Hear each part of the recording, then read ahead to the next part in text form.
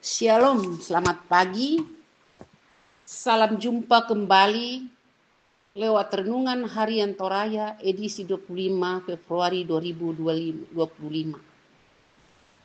bersama Jemaat Gereja Toraja Bogor. Bapak dan Ibu yang kekasih dalam Tuhan, sebelum membaca dan merenungkan firman Tuhan, mari Bapak Ibu kita sama-sama berdoa memohon hikmat dari Tuhan. Kita berdoa. Bapa yang kekasih dalam Tuhan kita Yesus Kristus, di pagi yang indah ini kami datang sujud menyembah-Mu. Kami mau beribadah kepadamu, kami mau muliakan Engkau. Bapa di surga, bila mana pagi ini kami akan membaca dan merenungkan firman-Mu. Tapi sebelum membaca dan merenungkannya, kiranya Tuhan Yesus memimpin kami, agar firman-Mu yang akan kami baca dan renungkan ini dapat kami mengerti, sehingga setiap firman-Mu yang akan kami baca dan merenungkan tidak berlalu begitu saja, tetapi menjadi remah-remah dalam setiap langkah kehidupan kami. Ampuni kesalahan dan dosa kami ya Bapa di surga. Layakkan kami membaca dan merenungkan firman-Mu. Melalui Roh yang Kudus kami datang mengucap syukur dan berterima kasih kepadamu. Amin. Firman Tuhan yang akan kita baca terambil dari Mazmur pasalnya yang ke-38 ayatnya yang ke-14 sampai 23. Demikian bunyi firman Tuhan.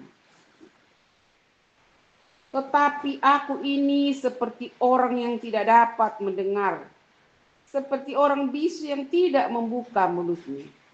Iya, aku ini seperti orang yang tidak mendengar, yang tak ada bantahan dalam mulutnya. Sebab kepadamu ya Tuhan, aku berharap. Engkaulah yang akan menjawab, ya Tuhan Allahku. Pikirku jangan-jangan mereka menertawakan aku dan memegahkan diri atas aku apabila hatiku goyah. Memang aku hampir saja tersandung dan aku selalu dirundung kesakitan. Ya, aku mengaku kesalahanku. Aku cemas karena dosaku. Orang-orang yang memusuhi aku tanpa alasan besar jumlahnya. Banyaklah orang yang membenci aku tanpa sebab. Mereka membalas yang jahat kepada aku ganti yang baik.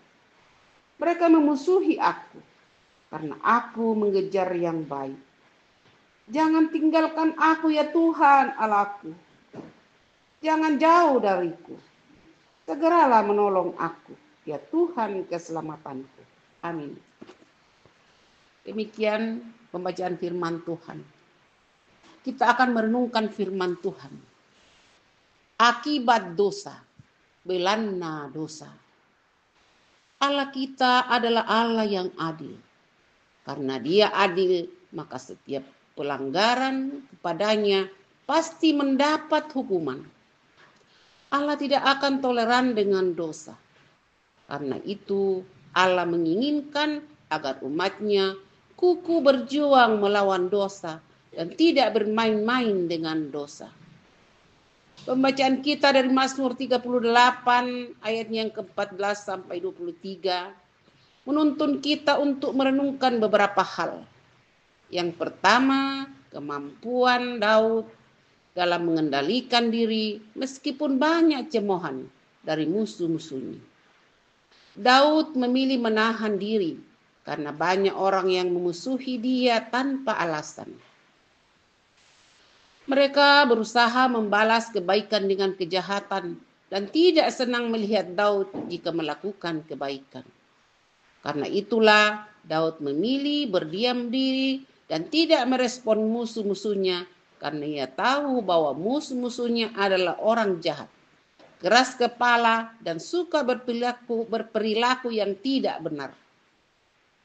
Pada sisi lain, Daud menyadari bahwa tindakan yang dilakukan musuh-musuhnya kepadanya merupakan akibat dari kesalahan yang dilakukannya. Kedua, dalam pergumulan yang mendalam atas cemoohan dari musuh-musuhnya, Daud memilih untuk menyerahkan pergumulannya kepada Tuhan. Hal ini dilakukannya karena kesadaran yang sungguh-sungguh bahwa ia tidak akan mampu menghadapi musuh-musuhnya dan meyakini bahwa hanya Tuhan yang sanggup menolong sehingga musuh-musuhnya tidak bersuka cita atas gumul yang dialaminya. Ketiga, karena itu Daud menaikkan doa yang sungguh tulus kepada Tuhan agar ia diselamatkan dan memohon dengan sangat agar Tuhan tidak meninggikan dia. Tidak dapat disangka bahwa kita pun sering mengalami pergumulan dalam hidup ini. Namun, pernahkah kita merenungkan dan menyadari bahwa pergumulan yang kita alami adalah akibat dari dosa dan kesalahan yang kita perbuat? Terkadang kita merasa tidak sanggup menghadapi pergumulan kita. Yesus berkata, "Marilah kepadaku, hai kamu yang letih lesu dan berbeban berat.